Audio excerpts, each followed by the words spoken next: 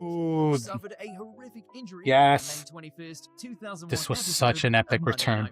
Fast forward over 8 months later, Triple H returned to a deafening pop at the WWE's spiritual home, Madison Square Garden. His promo, the one that he does in Raw with this jacket, the promo that the video package they did promoting that he was returning was all cylinders, beautiful level of emotion, got people invested in Triple H, even though we all know he's a heel. All right, guys, I'm interested in this video. It is a WatchMojo video. We'll see how accurate this is, in my opinion, but WatchMojo just did a 10 of the greatest comebacks of all time in wrestling. So let's take a look. Welcome to WatchMojo, and today we're counting down our picks for the top 10 greatest wrestling returns. Let's do this. We're going to be looking at the most memorable instances where stars of the wrestling world made a triumphant return to the industry. What wrestling comeback do you think packed the biggest punch? To me, it was Edge. Edge at the Royal Rumble.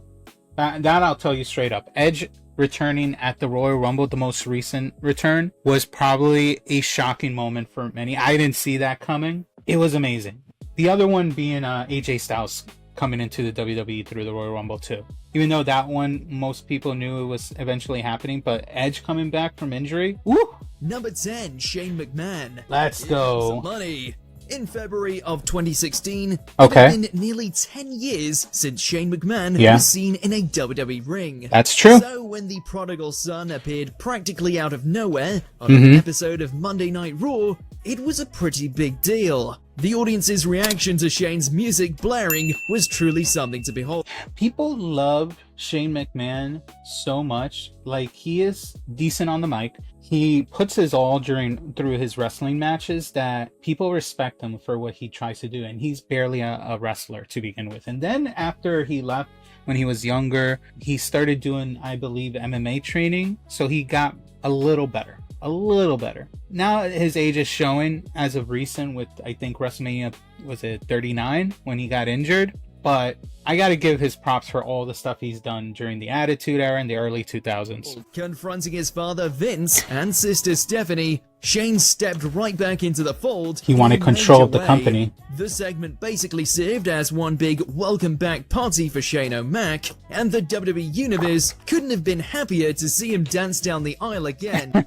That's true. Number 9, John Cena. John Cena. A feel-good moment when a fan favorite wrestler makes a return from injury. Which one, though? Well, there's a real satisfaction in coming back from an unfortunate and sometimes career-threatening situation. John Cena has experienced... Oh, they're talking about the MSG return. ...during his career, but it was his surprise entry into the 2008 Royal Rumble that ranks among the best. The You Can't See Me athlete had torn his pectoral muscle... When he came like this, and he started shaking his head. Yeah, that was a good return. Human recovery time.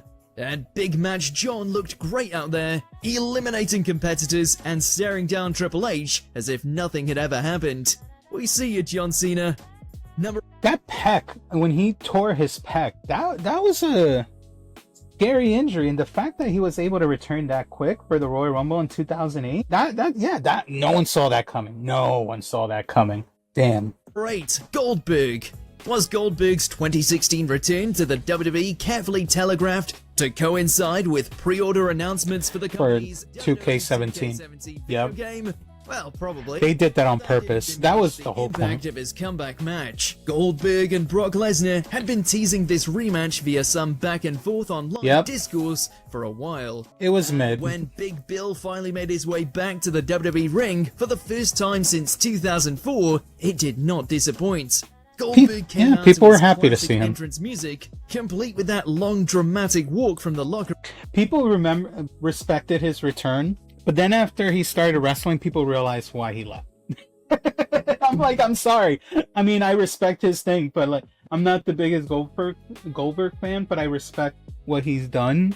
I have to, but he was okay, right? He was mid, but because he looked powerful and dominating, but once we got Brock Lesnar, Goldberg's style went away because we had something better. We had Brock Lesnar, and maybe I don't know who wanted a sequel to that WrestleMania 20 match, because that match was garbage. I don't know who expected this, but I get it. You know, they were promoting 2K17, which, if you know, that's the cover with Brock Lesnar on it. It was that was a decent 2K year, and yeah, they were promoting this matchup and way to hype the game. Oh, and about the subsequent squash match between Lesnar and Goldberg at Survivor Series. It was a whatever match. Number 7. He squashed. Yes. The most unexpected return yet, while also How being the most joyous. Whoa. How is this number 7? How is this not even top 5? This return should have been in the top 5. You guys better, this list better freaking wow me anything beyond this, because if not, you gotta change this. You gotta put him in a higher rank. Get out of here. His diagnosis of cervical spinal stenosis and subsequent retirement didn't. And he looks so good. He looks so fit. Superstar announced his plans to hang up his tights. But that's what made the Rated R Superstar's dazzling return at the 2020 Royal Rumble so damn special. It was. The crowd was legitimately beyond shocked. We were crying. Over the moon. We were crying. Of their idol back in action. Tell the truth, WatchMojo. We were crying. Excited. And this wasn't just a one and done either, as the Ultimate Opportunist still competes to this very day. Number 6, the Hardy Boyz. If they're talking about the Hardy Boyz return during WrestleMania 34, it was a nice surprise, but nothing tops Edge. And this is why I'm telling you it doesn't top Edge. The Hardy Boyz weren't injured. They were let go. WWE didn't want to see them for a while. They were gone. Edge was forced to retirement because of a spinal injury. They told him he will never wrestle again. And the fact that he returned and he was pretty, like, he obviously, I don't expect him to go toe to toe with the OG early 2000s Edge, but he was freaking good for someone that had a spinal injury and was recovering. So the fact that they put the Hardys return in WrestleMania 34 over this, get out of here. They say that anything can happen at WrestleMania. Get out of here. Because it usually does. Case in point, the Hardy Boyz' shocking return to the WWE at WrestleMania 33. Oh, 33. My bad, guys. 33. 34 was in New Orleans. I forgot. Viral vignettes and matches that truly captured the imaginations of the wrestling community at large. But there's nothing quite like going back home again. I get it, but again, injury. I'm gonna stop. The mammoth crowd was absolutely there for it, riding a wave of. WatchMojo, you already failed me. Plus, Matt and Jeff were returning for a tag team ladder match. Where's the pen? I'm gonna rewrite this list as we go real time. Talk about a perfect fit.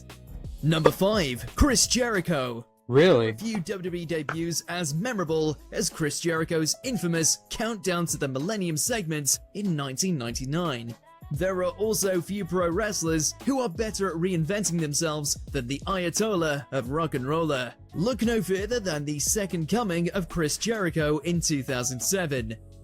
I mean, this is a good return. People were happy with him coming back. This one, yeah, it's hard to. Chris Jericho is Chris Jericho. He's amazing. So yeah, I guess anything below him being lower than Edge is a question mark, because you know it's him. But I think Edge's return should be top 5 because of the emotion that it brought everyone. Pitching the Y2J theme of the past, Jericho returned to break the code and interrupted Randy Orton on an episode of Monday Night Raw. Now we're fairly certain that Chris Jericho can basically do whatever he wants. Second Coming was a good gimmick. And it'll be great. But this will always be one of the Demo God's top moments. No one breaks the walls down better than Jericho. Yeah. Number 4, Triple H. Ooh. Suffered a horrific injury yes. on May 21st, 2001. This was such an epic return. This was a good one. I agree with this one. King of Kings on the shelf for good. Fast forward over 8 months later, and Triple H returned to a deafening pop at the WWE's spiritual home, Madison Square Garden. Okay. What followed was perhaps the best run of Trips' career. Yeah, this was 100% invested in H's comeback. His promo, the one that he does in Raw with this jacket, the promo that the video package they did promoting that he was returning was all cylinders beautiful level of emotion, got people invested in Triple H, even though we all know he's a heel and an asshole of a heel. One of the best heels out there, in my opinion. I know people hate on Triple H because he took over or whatever, because Stone Cold got injured. I get it, but it's not like he took over and he was a shitty ass heel. He was an amazing freaking heel. And I enjoyed this run of Triple H when he came back. It was glorious. He was heel status. He eventually started Evolution. It was good. His promo on this Raw was magnificent. It made me want to watch more Raw. And that's what you want to do with these promos. How do you get people to come back? He did it right. Backstory, cheering him every step of the way. The fact that Triple H returned looking like an absolute beast left no doubt in anyone's mind that the game was beefed back. Up. He beefed Number up. 3, Brock Lesnar. Ooh. Goldberg and Brock Lesnar left the WWE under, shall we say, acrimonious circumstances in 2004. This was some serious post WrestleMania 28. WrestleMania match, with both men being booed out the building by a crowd that was smart to their impending departure.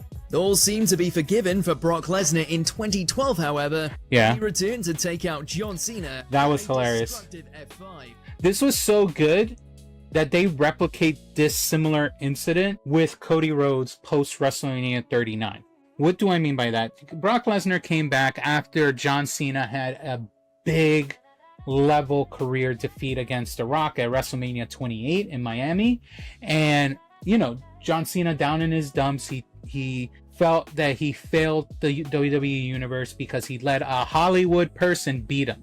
And then here comes Brock Lesnar out of nowhere. Everyone excited. This is where Brock Lesnar guy got famous, because that's when they did the shot of him doing and whatever. He returned, kicked ass. He initially was trying to be friendly to John Cena, and then he flipped the script like that and did the F5 on him. Now, and then they had a feud towards Extreme Rules and everything after that. Cody Rhodes had a similar situation where Brock Lesnar was being nice to him, trying to be a face and help him go against another foe of Brock Lesnar, Roman Reigns, because Cody Rhodes had a big defeat at WrestleMania 39 against Roman Reigns. And what you thought was happened, and then the match happened, and again, Brock Lesnar flipped the script, had a heel moment, and then them two had a few matches throughout the summer, leading up to Brock Lesnar respecting the man and passing the torch, I guess, quote unquote. The crowd, who had largely soured on Cena's show-up and win routine at It was this a point, great were all run. too happy to cheer for Lesnar.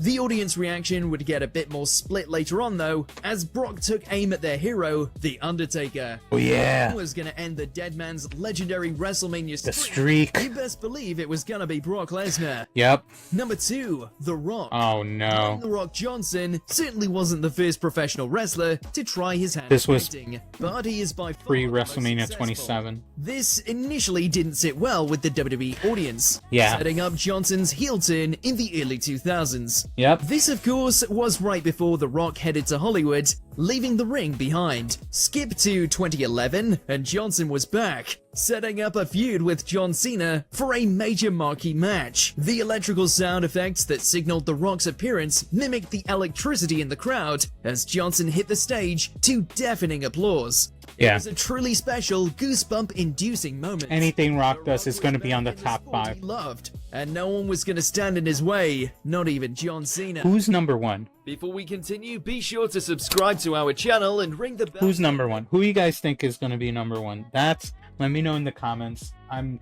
kind of curious who the return is, number 1. I think it's going to be Stone Cold. Stone Cold at Backlash. They haven't talked. That's a big pop.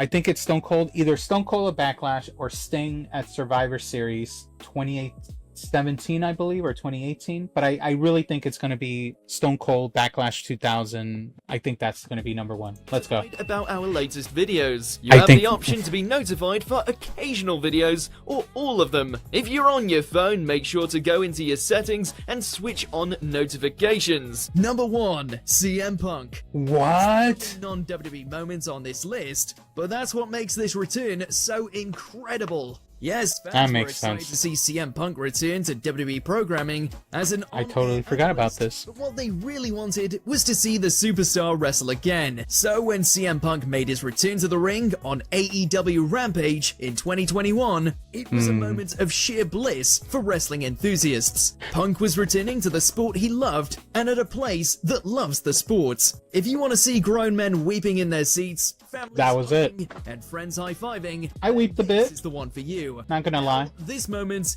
is for everybody. Do you agree with our picks? Check out this other recent clip from WatchMojo and be sure to subscribe and ring the bell to be notified about our latest videos. Alright, so that was it. I'm surprised. Well, I guess it wasn't a Stone Cold isn't a surprise return. Sting was, though.